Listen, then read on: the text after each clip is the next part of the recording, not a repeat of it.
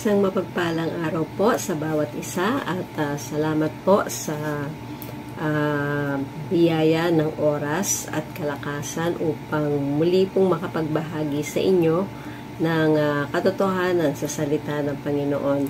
At sa hapon pong ito, salamat sa Panginoon sa pribilehiyo upang patuloy na sama-sama po nating tanggapin ang kapahayagan ng Panginoon patungkol po sa kanyang pagpapagaling at patuloy na biyaya ng mabuting kalusugan sa bawat isa sa atin. So tayo pong lahat ay sama-samang manalangin. Aming Ama sa Langit, salamat po Panginoon na Ikaw ang Diyos na patuloy na nagpapagaling even in our time.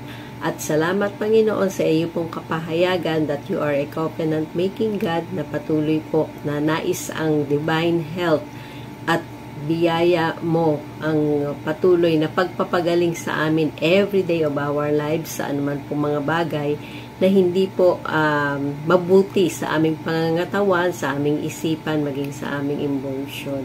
Kaya salamat po sa pagbubukas mo ng scripture sa amin, Holy Spirit, at pagpapaunawa ng mga bagay na ipinahayag mo na nung una pa man. Ito po ang aming samo at panalangin sa pangalan ni Jesus. So sa hapon pong ito ay patuloy po nating pagbulayan ang healing touch in Jesus' name. Dito po sa Acts 10:38, makikita po natin na sabi po sa ERV, you know about Jesus from Nazareth, God made him the Messiah by giving him the Holy Spirit and power. Jesus went everywhere doing good for people. He healed those who were ruled by the devil, showing that God was with him. So isang bagay po na makita natin dito na maging yun pong mga taong sabihin na nating possess ng masamang espiritu ay patuloy po na pinakita na ang pagpapagaling ay nagmumula po sa ating Panginoong Jesus. At dito po sa Matthew 4 verse 23, yung Jesus heals the sick. Jesus went throughout Galilee, teaching in their synagogues, proclaiming the good news of the kingdom, and healing every disease and sickness among the people. So dito pa makita natin na sabi nga yun pong yung mabuting balita about sa paghahari ng Panginoon at kasama po doon yung pong pagpapagaling na kanya pong nais sa bawat isa sa atin, lalo na po ngayon sa panahon natin na napakarami ng uri ng sakit ay ang Diyos pa rin po natin ang nagpapagaling. So, sa time and season po natin ngayon, marami po ang nangangailangan ng pagpapagaling mula sa mga may edad na or yung mga lolo't lola, yung mga nanay at tatay, yung mga anak, at maging yung mga bata. Okay? Iba-iba pong klase ng sakit ang meron tayo sa ating kapanahunan at maging nung kapanahunan ng Panginoong Jesus. So kasama po doon yung blindness, yung boils, yung pong sa panahon po natin yung talagang alam na natin po, pinagdaanan natin yung COVID-19 na talagang isang bagay na makita natin na nagpahirap hindi lamang po sa katawan ng tao, sa mga relationship dahil yun pong pamimighati ng mga nawalan ng kanilang mga mahal sa buhay dahil po dun sa sakit, at maging yun pong emotion, diba, yung emotional stress, yan, mas marami po ngayon. Kaya nga may mga pagkakataon na mayroong mga nagsusuicide dahil hindi po nakayanan, at yung maling pananaw na pag nag-suicide ka mawawala na yung problema mo sa buhay. So, yun po yung bagay na makita natin na nais ng Panginoon na bigyan ng malinaw na pananaw patungkol po sa mga nangyayari sa ating kapaligiran at ano po yung magagawa natin bilang kanyang mga anak, bilang mga mananampalataya upang makapagbigay po ng kagalingan. So, yung pong isang biyaya ng Panginoon na may mga iba-ibang kaparaanan po siya upang patuloy na ma-minister sa atin ang kagalingan. At kasama po doon na kailangan maunawaan po natin at patuloy na panimalaan na ang Panginoon po ang Diyos na nagpapagaling. Isang biyaya po ng Panginoon na sabi ko nga malimit kong nababanggit na yun pong aking katawan, physical na katawan ay may diabetes type 1 at patuloy po na isang biyaya ng Panginoon na ngayon po na-open na nauunawaan ko na nais ng Panginoon at ang Diyos ang nagpapagaling. Yes, pinaniwalaan ko na noon na ang Diyos ang nagpapagaling, pero yung pag-angkin po ng kagalingan sa aking physical na katawan, sabi nga po, magsisimula yan doon sa ating faith at yun po sa ating spirit na malakas. Kailangan po yung spirit man natin ang patuloy na nagbibigay at patuloy po nating pinalalakas at susunod na lang po yung ating physical na katawan. So, may mga iba-ibang kaparaanan po ang Panginoon na para i-minister yung kanyang pagpapagaling. At kung ano po yung magustuhan niya, hindi po yung magustuhan natin. Kasi minsan, maging sa ating pananalangin at yung pong paghiling sa Panginoon, minsan may time na parang inuutusan na lang natin siya. At yun nga po yung isang bagay na makita natin na kung alam natin na ang Diyos at pinaniniwalaan natin na ang Diyos ay nagpapagaling, hindi lang humanggagamot, kundi siya ang Diyos na nagpapagaling, ay ipagkatiwala rin natin sa Kanya ano yung paraan niya ng pagpapagaling at patuloy po nating sundin. So, makita po natin that our God is a covenant-making God.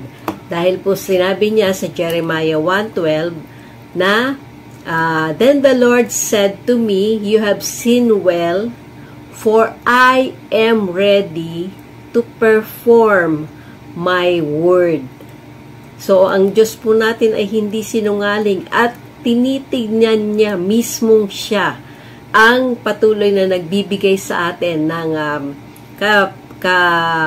katiyakan na kung ano yung kanyang sinabi, gagawin niya.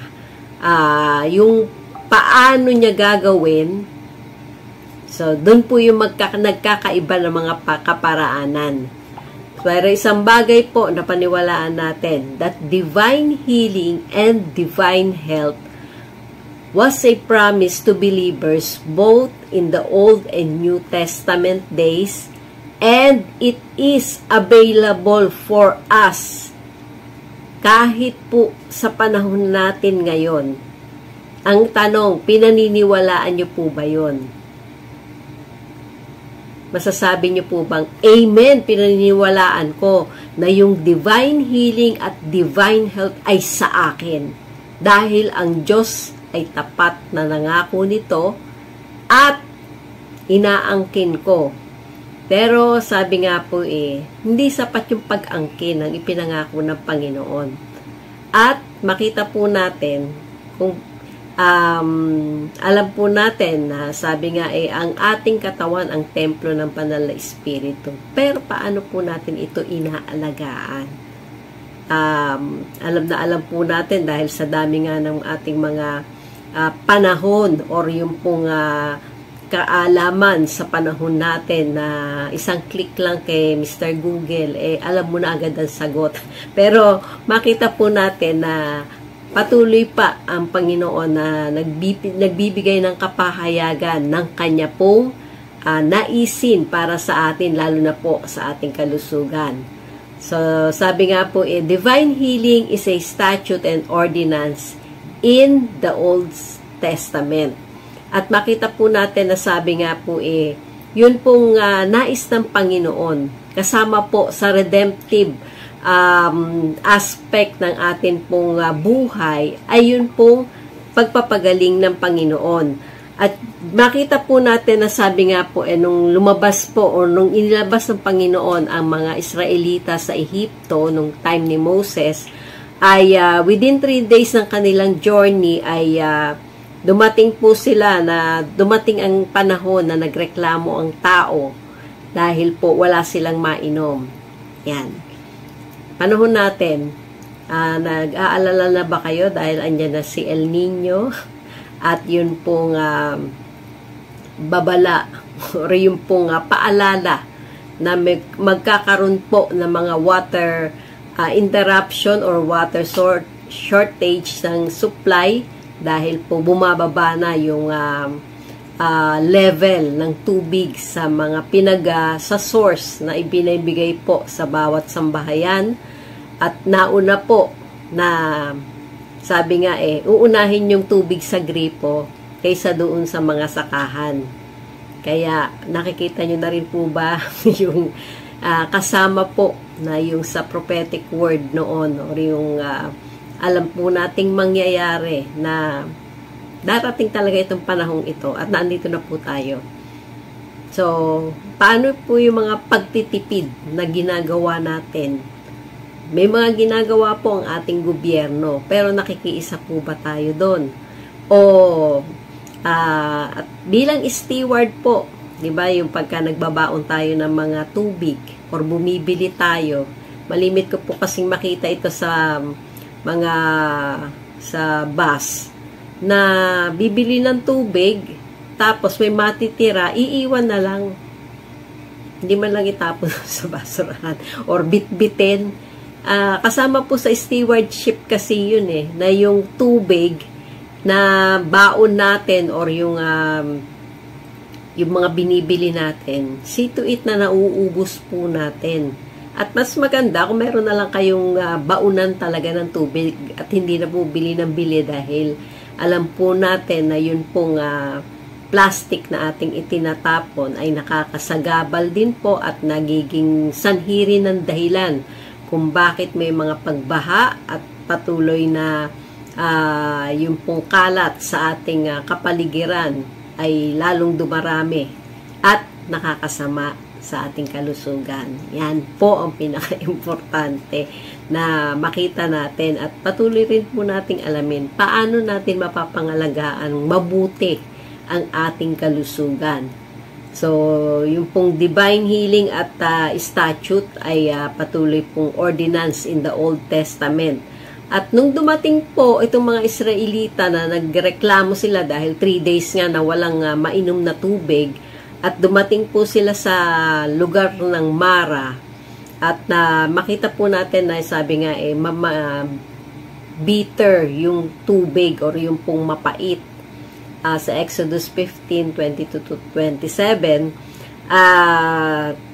nung pinakita po ng Panginoon, sabi nga pinakita kay Moses ng Panginoon nung siya po ay tumawag sa Panginoon, pinakita po sa kanya ang isang tree or yung isang puno. At bakit po isang puno? So, kasama po dito na ito po ay sinisignify yung cross na kung saan ay Old Testament pa lang, alam na po ng Panginoon ang gagawin at alam na po niya na kasama sa redemptive action ng ating Panginoong Jesus ay yun pong kagalingan. So, yung pong biyaya ng Panginoon ng kagalingan ay makita po natin will ng Panginoon at patuloy na makita po na atin po yung kagalingan. Lalo na kung sa murang edad pa lang, alam na nating ingatan ito. Lalo na yung sa panahon po natin na marami ng mga preservatives, marami ng inihahalo para lang mapasarap ang kinakain. Whereas noon naman, nakakain mo kahit wala yung mga yon.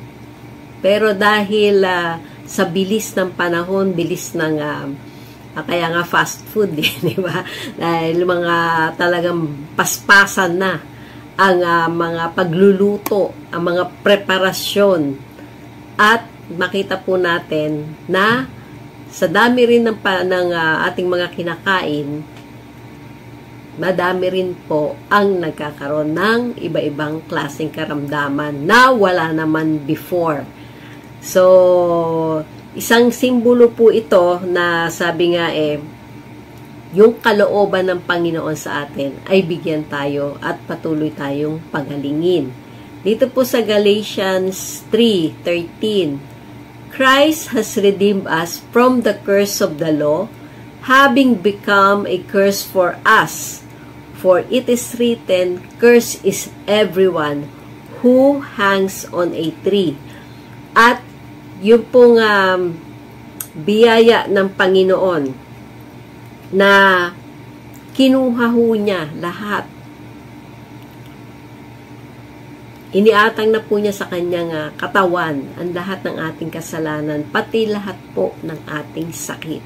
Sakit ng kalooban, sakit sa ulo. Okay, kasama po dyan na sabi nga pag po kayo ay malimit ko pong sabihin na kahit hindi po kayo, kahit ang katawan nyo ay walang diabetes, pero kung hindi po kayo kumakain ng tama sa oras ng pagkain or kulang ang inyong kinakain, ay pwede po kayong magkaroon ng low blood glucose o hypoglycemia kahit po hindi kayo diabetic. Dahil sabi nga po, yung asukal sa ating katawan ay kinakailangan po natin at yan po ang nagsisilbing energy at maging alerto rin po tayo. So, the moment po na makaramdam kayo, iba-iba ring sintomas. Yung iba, sumasakit ang ulo, yung iba, sumasakit ang kung ano man sumasakit sa inyo. Pero isang bagay po na minsan ang kailangan lang solusyon ay kumain kayo. At kaya, mas maganda po kung yung pagkain nyo ay pauti-uti, hindi yung isang bagsakan. Yan. Kaya po maraming problema din sa atin pong panunaw at yun pong makita natin na hindi ganun naman dinesign ng Panginoon. Gugutumin mo yung sarili mo tapos bigla mong sasalpakan ng sangkatutak na kung anong makain mo nang hindi mo na iniisip ano ba yung nilalagay mo sa katawan mo. So, isang biyaya po ng Panginoon na sabi nga po yung pong pagpapagaling na even yung time na siya po ay i-crucify na or yun pong time na kinuha na po siya ng para akusahan at para patuloy na ipako sa krus ay nandun pa rin na nagpagaling siya. Yung pong tinapyas na tenga ng isang sundalo na tinapyas po ni Pedro, naandun pa rin po yung compassion ng Panginoon upang, sabi nga, hindi po kalooban ng Lord na naghihirap sa sakit ang mga tao or naghihirap dahil sa kahirapan ng buhay. Naparanasan po natin ngayon, taas-baba, kung ano man yung tumataas at bumababa, kuryente, tubig, presyo ng gasolina, pero tayo po ba ay nababahala? Naapektuhan po ba yung ating isip sa mga pag-aalala na yan? At nakakatulong po ba yun sa atin? So, sabi nga po why worry when you can pray? Idulog lang po natin lahat sa Panginoon sa panalangin at the same time, gamitin po natin or gawin natin yung atin pong kakayanan upang patuloy na makapag-adjust, magamit at maging mabuting steward ng lahat ng ibinibigay sa atin ng Panginoon. May mga iba-ibang kaparaanan po ang Panginoon upang tayo ay pagalingin. So, ano po yung mga channel ng healing or yung channels of healing na pinagkakaloob po ng ating Panginoong Jesus. So, ito po ay excerpt po from Dr. Jonathan sa David na libro na moving in the gifts of healing na siya ko pong binabasa at patuloy na ninanamnam ang katotohanan patungkol po sa mga kaparaanan. At unang-una po, sabi nga yung natural healing. So, our God is a healing God, and when He created us, He already built the natural law of healing and recuperation into the human system. So, kasama po dito na yun pong sa ating mga yung fibrin, kung tama po yung aking pagkakapronounce, ay yun pong para ma-prevent yung blood clot sa sobrang protina. Yung pong kung tama po yung aking napag-alaman, sabi ko nga, Lord, ang galing mo talaga, pati yung blood clot. Ayan, kasi yung pong aking paa ay may mga itim-itim na sabi nga, sa katagalan ng diabetes ay may mga pagkakataon at yung hindi ko rin po tamang pag-dieta noon. Makain lang ng kain, kahit na ano makain, kahit na bawal. Ay, so yung pong pag-ani, sabi nga, ano yung tinanim mo, aanihin mo rin. Kasama po dyan, maging sa karamdaman sa ating physical na katawan. Kaya po babala sa mga, hindi po kay babalo, kundi sa bawat isa, na sabi nga po yung bata ka pa, akala mo malakas ka, or syempre, nandun po naman talaga pagka mga bata pa malakas kumain ng kahit ano. Pero aanihin mo din yan. Lalo na kung ayaw mong disiplinahin ang katawan mo, na kainin lang ano yung tama.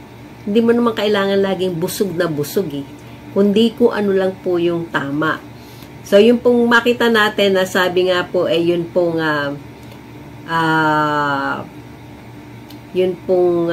yung may resistance na tayo. At yun pong mula po sa mga germs, bacteria, nilagay na po ng Panginoon yan Kaya lang dahil sa ating mga lifestyle, mga eating habits, at maging yung walang panahon upang ipahinga ang katawan, upang makapag-regenerate ng cells at patuloy po na ma-restore yung health. Yan. Bakit po yung mga may edad na yung mga may edad na, bihira na po, nakita kung napanood niyo sa balita yung mag-ina na isang 83 at isang 105 na talagang kahit na mga wala ng ipin ay andun pa rin ang lakas nila. Kaya nga minsan pagka naiisip ko, paano Panginoon nung time ni Adan, nila Noah, gaano sila kalakas noon?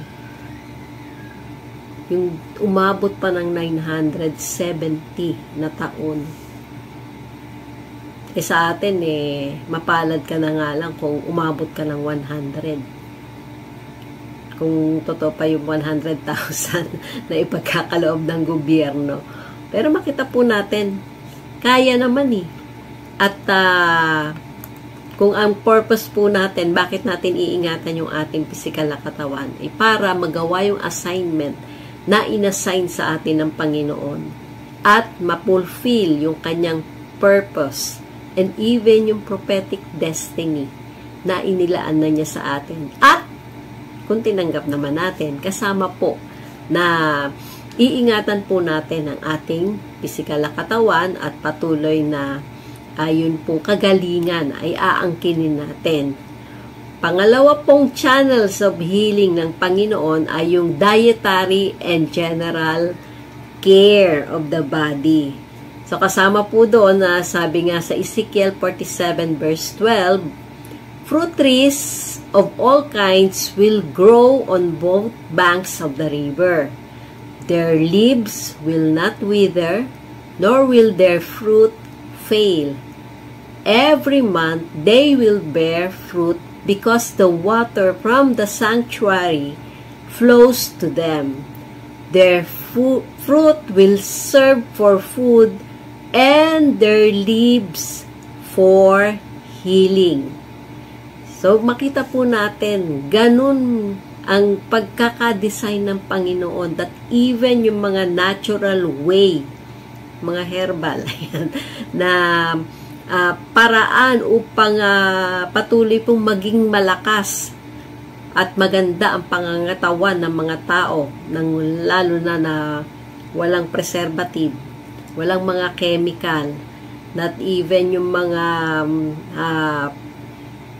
ginagamit nating panlinis na pag nalanghap natin ay kasama po na nag-contribute upang ang ating physical na katawan ay hindi po maging maganda ang pakiramdam.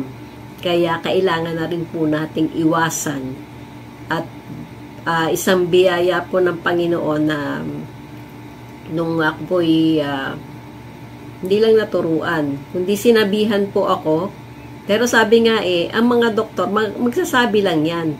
Mag-a-advise lang yan, magre-reseta lang yan. Pero nasa pasyente pa rin kung susundin niya. Lalo na yung tamang pamamaraan ng pag-inom ng gamot. Okay? So, makita po natin na sabi nga po, yung dietary at yung general care of the body. Paano po natin ito ginagawa? Sabi nga po, cleanliness is next to godliness.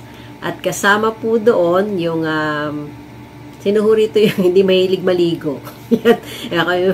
So, alam ko naman mga Pilipino, yan. Mga Pilipino po talaga mahilig maligo kahit na napakalamig na At yun po nga, itong panahon na ating nararanasan yung sobrang init naman. Yung iba ay 4 na beses kung maligo, yung iba ay 2, pero hindi pwedeng hindi ka maligo. Kasi yung pong mga germs na nasasagap natin, lalo na kung malimit tayo sa labas. At kung maaari po, kung hindi nyo naman kailangan lumabas ng bahay, dahil po dito sa sobrang init na ating nararanasan, wag na po. Yan. Sa bahay na lang kayo, doon magtiis ng init. Pero hindi, isang bagay po na sabi nga, even yung pawis natin, di ba may purpose yan? Kaya nga, pag makikita nyo po yung ating physical na katawan, at gaano tayo fearfully and wonderfully made by God, talagang maa-amaze ka sa Panginoon. Sabi nga po, even yung strand ng ating buhok, bilang na yan lahat. Sabi ko nga, Lord, pati ba yung itim at saka yung puti? Paano yung mga nagpapakulay? Yan. Sa sobrang chemical din po sa ating mga buhok, sa ating mga skin, kasama po yan na talagang nagko-contribute din kung bakit po nagkakaroon ng karamdaman ng ating physical na katawan. At sabi nga po, yung pangatlong channel ng pagpapagaling ng Panginoon ayun pong medical care and attention. Ayan. After na lahat po ng necessary or yung when the body deteriorates through inadequate attention to the natural law of health. So, law of health. Yan. Una-muna po, yung mabuting kalusugan. Hindi po yung mabuting kagalingan. Kalusugan muna. Kaya nga natutulog ka sa oras, tamang oras, hindi yung kung may oras lang natutulog. Sa akin po, ako'y hindi nakakasunod minsan sa alas 9 ng gabi na kailangang matulog na, magpahinga na. At kasama po dyan na yun pong pagkakaroon ng tamang blood pressure na reading ay nagko-contribute po yun yung sa tamang pagkain at ganun din po yung sa tamang pagtulog, oras ng pagtulog. At kung hindi po natin nagagawa ito at yung pong kasama po sa lust of the flesh kasi yung pagkain hindi mo makain kung walang lasa. Although kasama naman po talaga kailangan may lasa. Pero yung konting alat, konting tamis, pwede naman po Huwag lang sobra-sobra kung ayaw mong magkasakit ng maaga. So, sabi nga po, Kung after ng lahat ng natural way, ay hindi po natin hindi naging sapat upang tayo po ay maging healthy. So, it is necessary to have medical advice and care. So, hindi po natin iniisang tabi. Kasama po na yun pong mga doctor and nurses na tumitingin po sa atin, nangangalaga sa atin, ay kasama po sa blessing ng Panginoon. Pero sabi nga po, no doctor can heal. Okay? So, yung pong ating mga medical practitioner, sabi nga nagko-cooperate lamang po yan sa batas ng Panginoon upang ang patuloy ng recovery ng mga pasyente. Kaya, maging thankful po tayo, grateful tayo sa mga doktor na tumitingin sa atin, lalo na po kung alam natin na talagang yung malasakit, hindi lang po para kumita ng pera, kundi yung pong talagang mas masaya silang makitang gumaling yung pasyente at hindi na po mag-re-require ng kung ano-ano pa mga medical practices na hindi naman pala, pwede namang hindi gawin.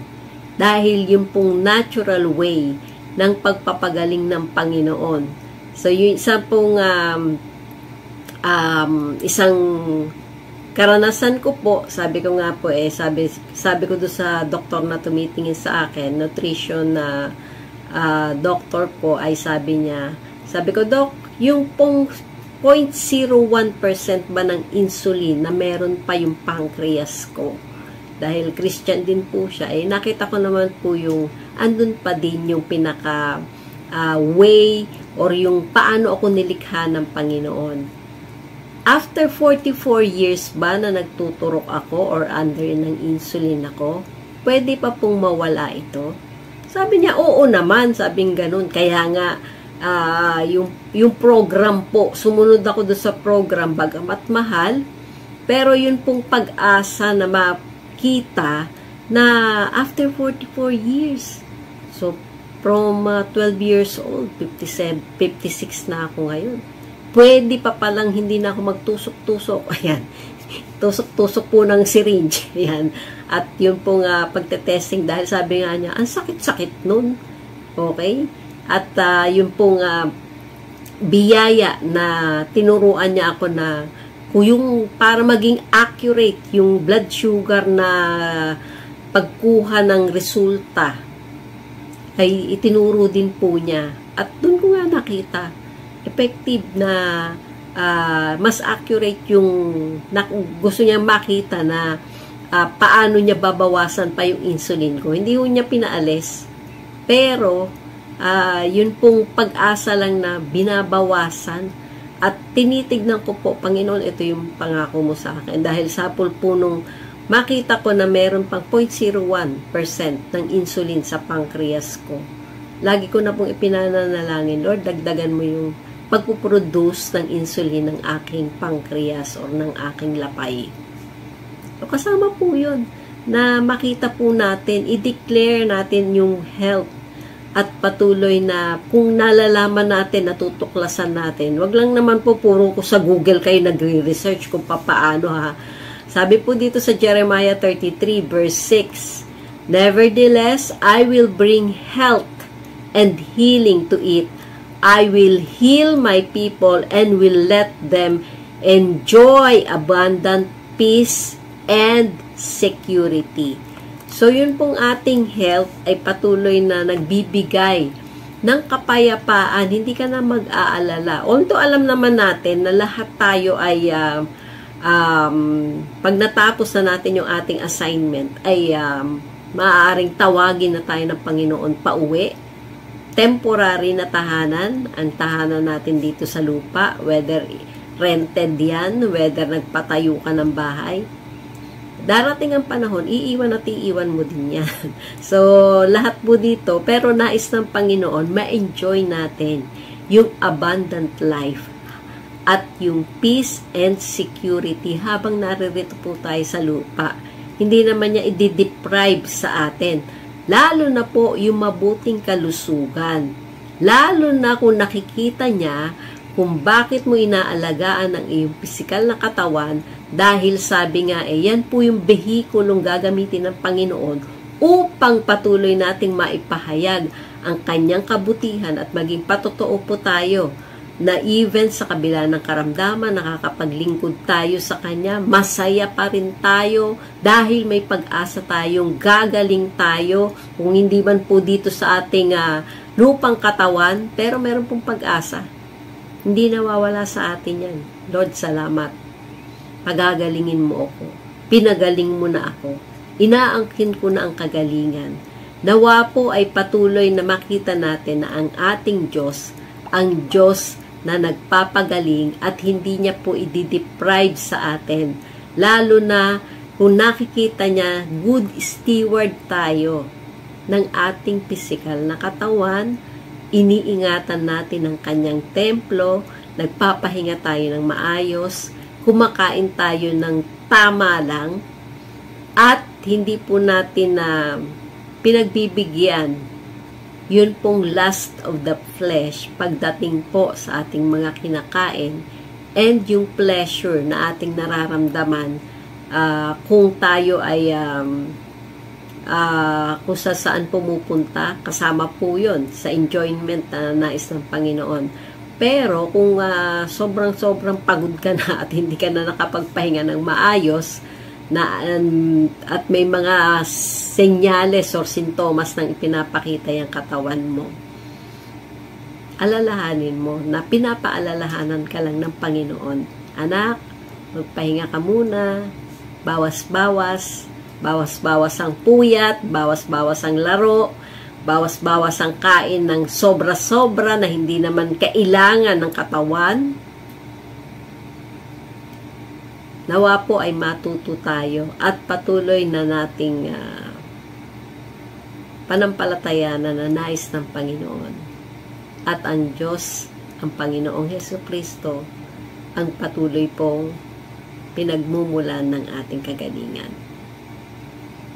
So, nawa po ay tanggapin natin na ang Diyos natin, ang Diyos na nagpapagaling. So tayo po'y manalangin. Aming Ama sa langit, salamat po sa katotohanan ng iyong salita. Hindi pa po tapos, Panginoon, ang patuloy mong paggamit, paggawa, Panginoon, at pagpapagaling sa iyong mga anak. Dalangin ko, Lord, na ang iyo pong mga salita ang patuloy nilang tanggapin, kainin sa araw-araw ang daily bread or daily manna upang mapalakas ang espiritu. At salamat po sa iyo pong biyaya ng kagalingan sa bawat isa, maging ito ay sa isip, maging ito ay sa emosyon, damdamin, Panginoon, mga relationship, O Lord, at lalo't higit, Panginoon, ang physical na katawan na iyo pong patuloy na nire-regenerate, nire-recuperate, Panginoon, ang anumang bagay na hindi po naging mabuti. At salamat, Panginoon, na ikaw po ang nagbibigay ng kalakasan sa iyong mga anak at sa mga taong nananampalataya, Panginoon, sa iyong salita at sa iyong pagkatao, Panginoong Jesus. Thank you, Father God, sa patuloy mo pong biyaya sa buhay ni Pastor Wilbert at Pastora Hasmin.